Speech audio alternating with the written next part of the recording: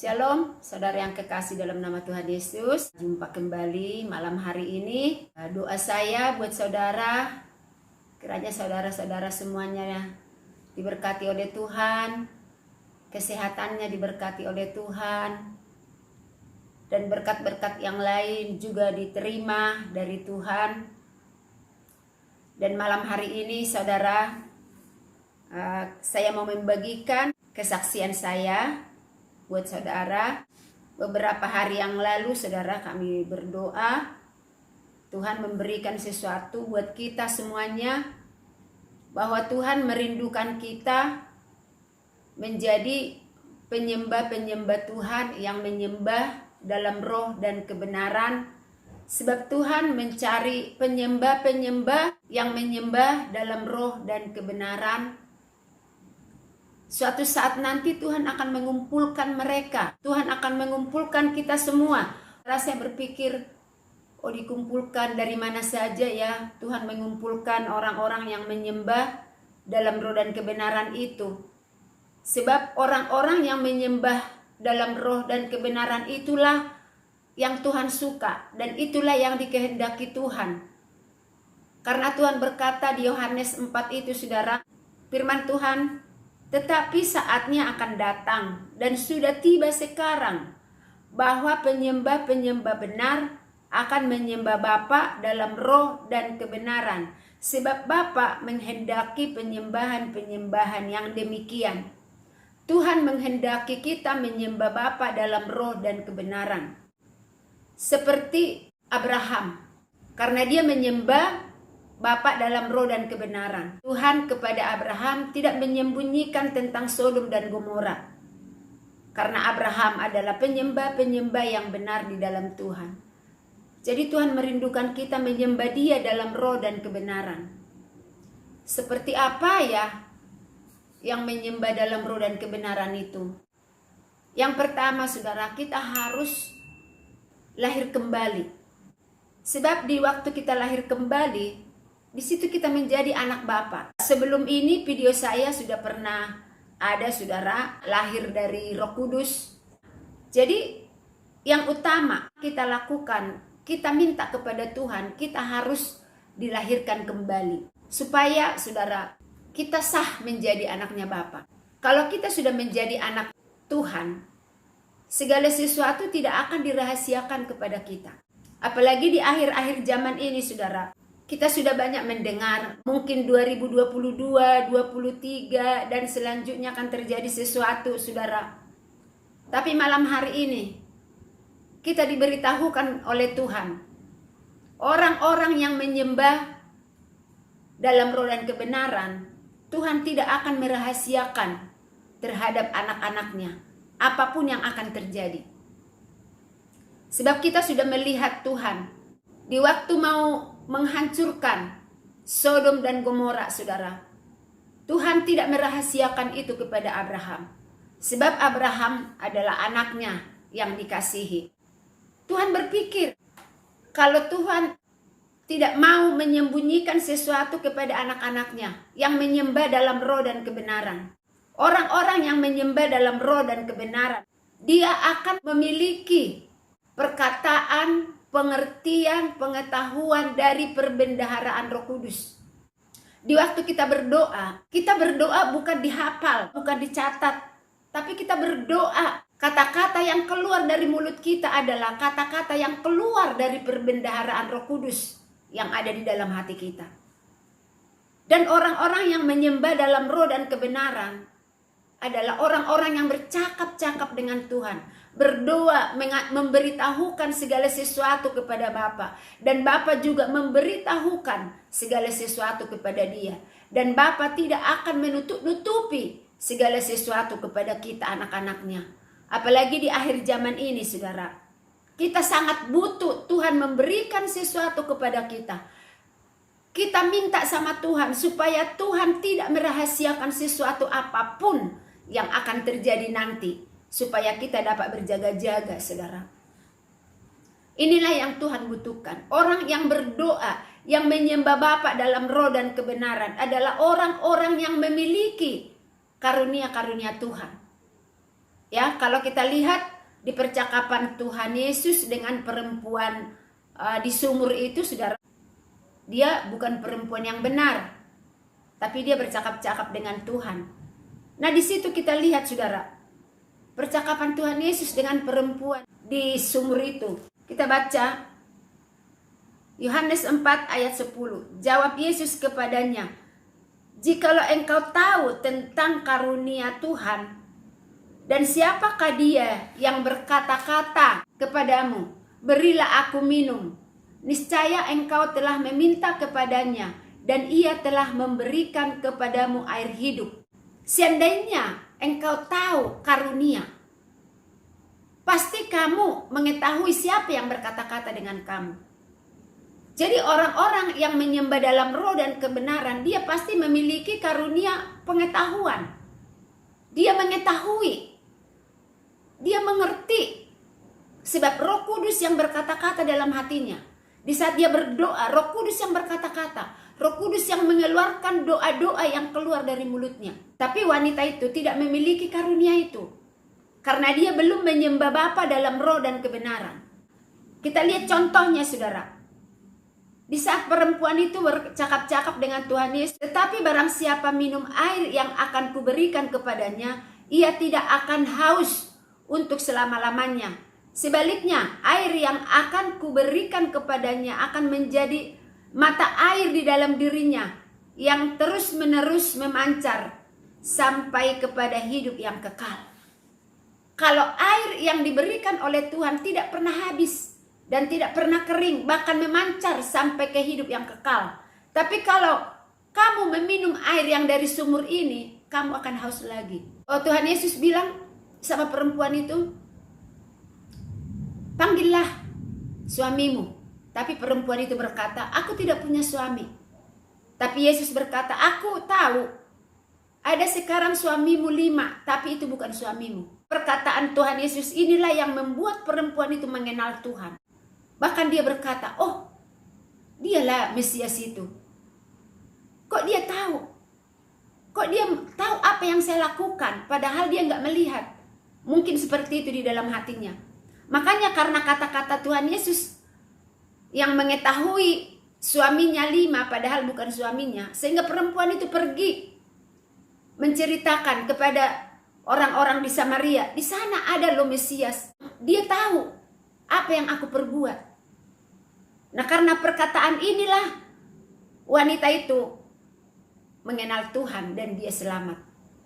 Dan orang-orang di Samaria juga banyak percaya kepada perkataan perempuan ini, gara-gara kesaksiannya bahwa ada orang yang mengetahui segala perbuatan saya.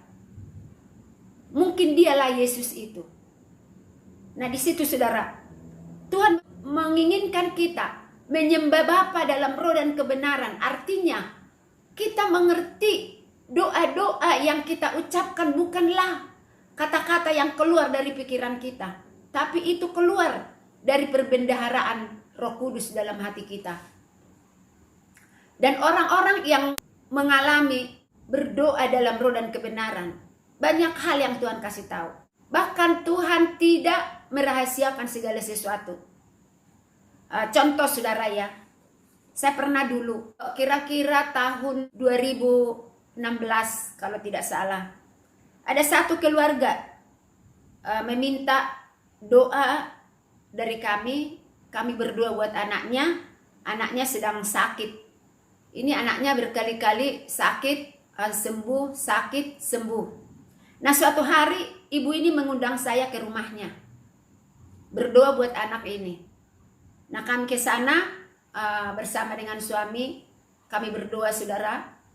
Nah, setelah doa, kami sharing tentang firman Tuhan. Nah, setelah itu kami mau pulang, kami berdoa lagi. Di waktu berdoa, saudara, doa mau pulang, di hati saya begini, nanti kalau kamu dikasih amplop, jangan terima ya. Karena di hati suaminya, ini hamba Tuhan kayaknya mata duitan ini. Nah gitu, saudara. Terus di hati saya, oh iya. Oh. Nah, di saat kami mau pulang, saudara, benar istrinya memberikan amplop, saudara. Tapi saya tolak. Lalu ibu itu bilang, udah buat beli bensin. Inilah. Karena ibu itu menawarkan terus, lalu saya berkata, ya udah, saya terima. Tapi saya kembalikan lagi sama ibu. Saya kembalikan uangnya, saudara. Kenapa, saudara? Karena di hati saya, itu di hati suaminya itu, ini hamba Tuhan mata duitan. Tuhan tidak mau kita dinilai orang lain. Sebab Roh Kudus yang ada dalam kita dapat menilai segala sesuatu. Tapi manusia dunia tidak akan pernah bisa menilai kita. Nah, lalu saudara, kami pulang, saya kembalikan uangnya, kami pulang. Nah, apakah juga saya kehilangan berkat? Tidak, saudara. Sebab berkat-berkat kita tidak akan pernah tergeser. Tapi saya tidak mau dinilai Bapak itu hamba Tuhan mata duitan. Karena itu Tuhan taruh di hati saya. Jadi sebagai hamba-hamba Tuhan juga, kita itu jangan mata duitan. Kalau kita mau jadi pelayan Tuhan, menjadi hamba Tuhan, biarlah kita sungguh-sungguh, seturut dengan apa yang Tuhan mau. Apa yang Tuhan kehendaki dalam pelayanan kita, itu kita lakukan. Percayalah, rezeki kita tidak pernah tergeser. Kalau kita mau jadi kaya, saudara, kalau kita mau jadi hamba Tuhan yang ingin kaya, udah kita usaha aja. Kalau mau cari kaya, jangan melayani. Ya udah usaha, itu kaya. Karena orang-orang yang kaya itu usaha. Jadi kalau mau cari duit, usaha aja, jangan melayani. Kalau kita mau melayani, taat dengan apa kata Tuhan. Seturut dengan kehendak Tuhan. Menjadi hamba Tuhan juga harus taat apa kata Tuhan. Mau lakukan apa, itu yang harus ditaati. Jangan ketakutan, kehilangan rezeki. Rezeki tidak akan pernah tergeser. Kenapa saya katakan saudara seperti itu?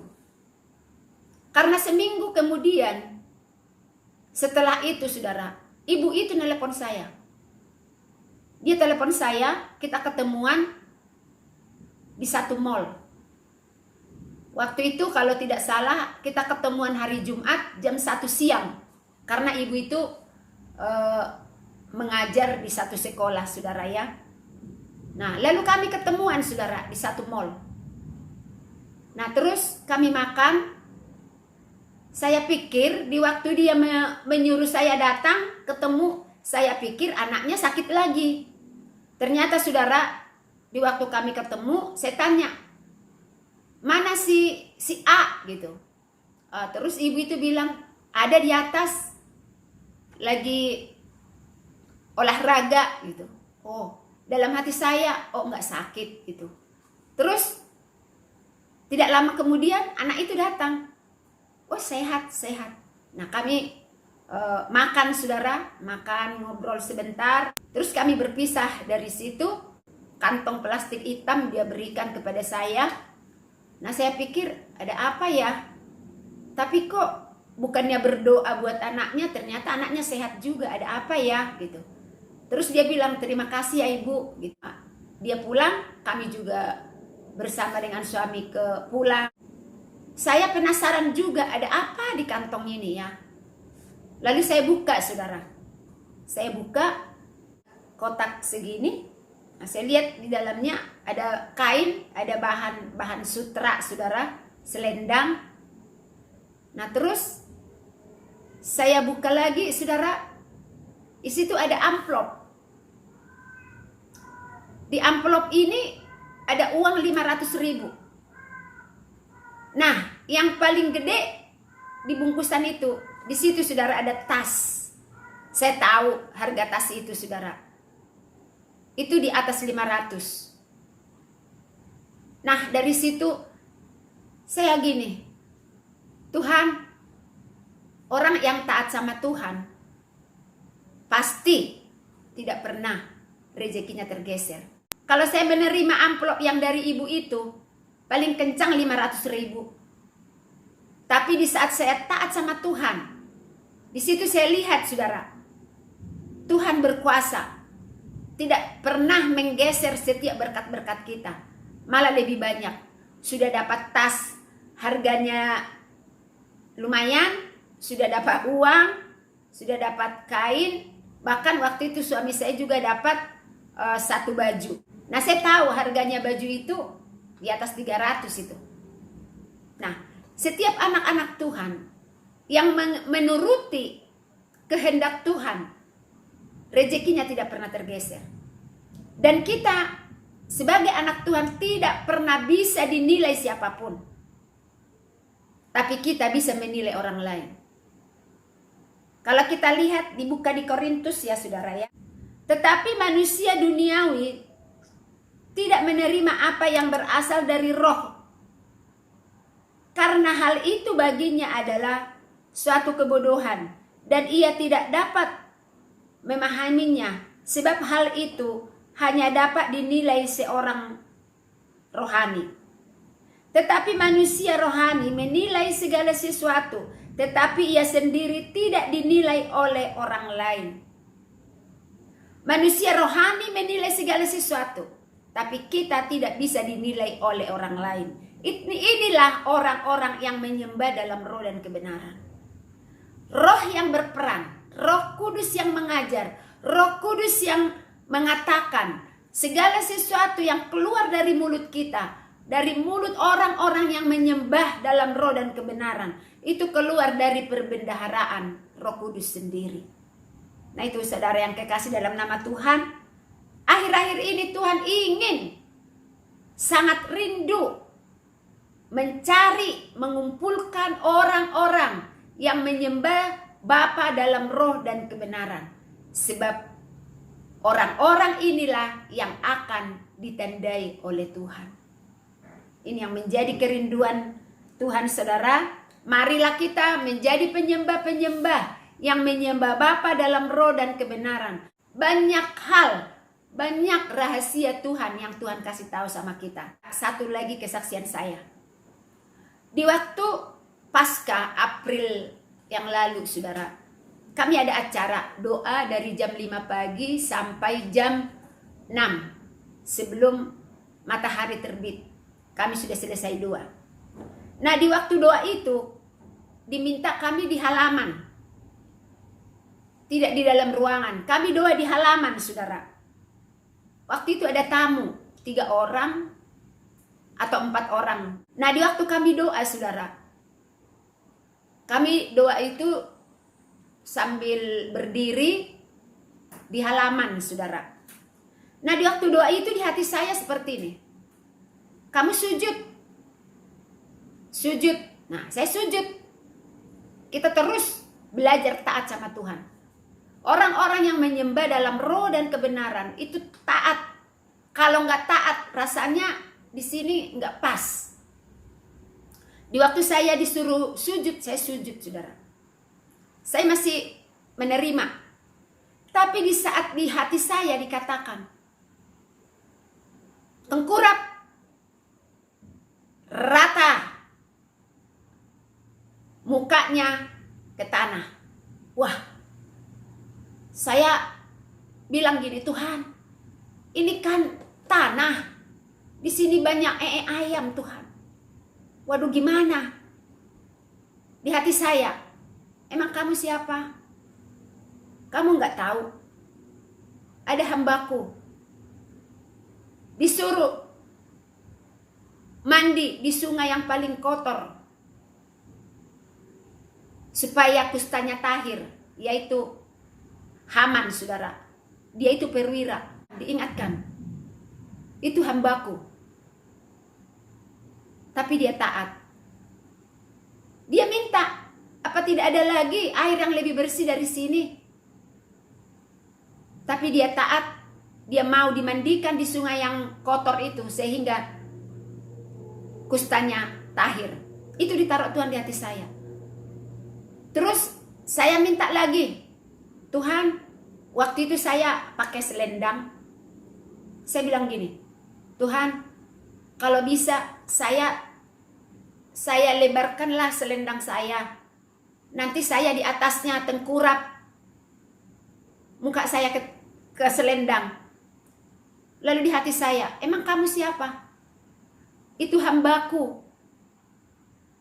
Dari pagi hingga petang di depan rumah bait Allah, tengkurap mukanya ke tanah. Dari pagi sampai petang. Saya lupa siapa itu. Ternyata setelah selesai acara, saudara, saya cari-cari, itu ternyata Joshua.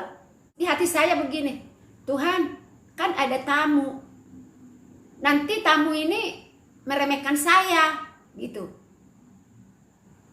Tapi di hati saya,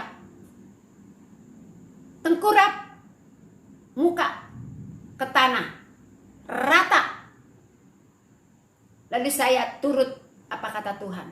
Saya tengkurap, muka saya ke tanah.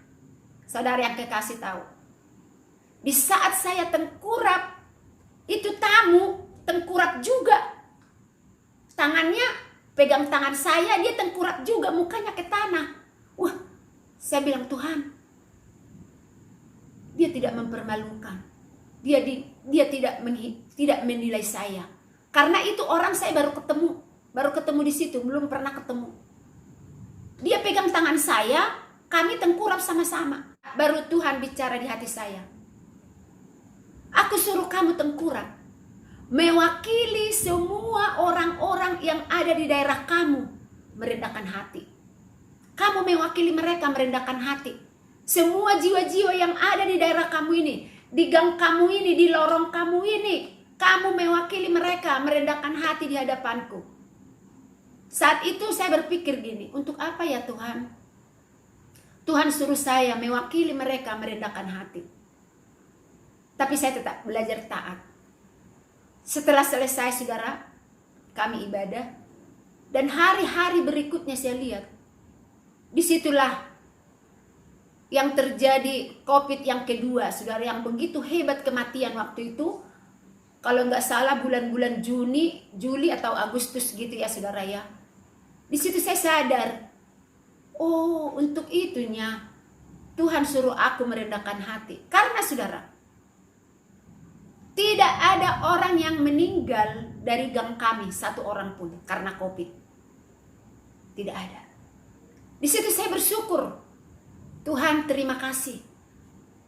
Kalau Tuhan suruh saya merendahkan hati, mewakili jiwa-jiwa yang ada di daerah saya, sehingga tidak ada satu orang pun dari gang kami itu yang meninggal karena COVID. Luar biasa. Padahal di belakang rumah kami agak ke sana, saudara, waktu itu hampir setiap hari ada orang yang meninggal. Tapi di lorong kami, di gang kami, tidak ada satu orang pun yang meninggal karena COVID. Bahkan di opnam pun, untuk dirawat pun tidak ada karena COVID, saudara. Saya bersyukur Tuhan terus tegur saya. Di waktu saya katakan, aduh Tuhan, ini kan ada ayam gitu. Tuhan bilang, kau siapa? Supaya saya tetap bisa merendahkan hati, mewakili jiwa-jiwa yang ada di daerah kami. Nah itu saudara, di saat kita menjadi penyembah-penyembah yang menyembah Bapa dalam roh dan kebenaran, Bapa sendiri yang berkata-kata, Bapa sendiri mengeluarkan kata-kata dari perbendaharaan kita. Nah itu saudara, mari kita menjadi orang-orang yang menyembah Bapa dalam roh dan kebenaran. Bukan hanya sekedar percaya Yesus. Saat ini Tuhan tidak butuh hanya percaya, tapi Tuhan butuh orang-orang yang benar-benar mengalami, menikmati, mengerjakan turut dengan kehendak Tuhan. Ini yang Tuhan mau sekarang. Sebab apa yang kita mau kerjakan kalau Tuhan gak ngomong di hati kita? Nah itu saudara ya. Jadi di waktu COVID pertama pun kami juga sudah menerima, sudah mengalami pesan Tuhan. Di waktu pertama kali COVID ada, Tuhan sudah buat janji kepada kami. Tiang api waktu malam, tiang awan waktu siang, menjaga. Nah itu nyata. Tidak ada sampai hari ini dari gang kami yang dirawat di rumah sakit karena COVID. Nah ini saudara, mari menjadi penyembah-penyembah yang benar, yang menyembah Bapa dalam roh dan kebenaran. Karena orang-orang yang menyembah dalam roh dan kebenaran, Tuhan tidak akan merahasiakan sesuatu apapun kepadanya. Nah ini yang Tuhan rindukan saudara. Ini yang Tuhan mau. Ayo, aku sedang mencari orang-orang, mengumpulkan orang-orang yang menyembah dalam roh dan kebenaran. Karena kepada mereka lah aku tidak akan merahasiakan kejadian-kejadian yang akan datang. Mari saudara yang kekasih dalam nama Tuhan, kita menjadi penyembah-penyembah yang benar, yang menyembah Bapa dalam roh dan kebenaran. Terima kasih saudara yang kekasih, kiranya ini menjadi berkat buat kita semuanya. Kita menjadi penyembah-penyembah yang benar dalam roh dan kebenaran. Tuhan Yesus memberkati.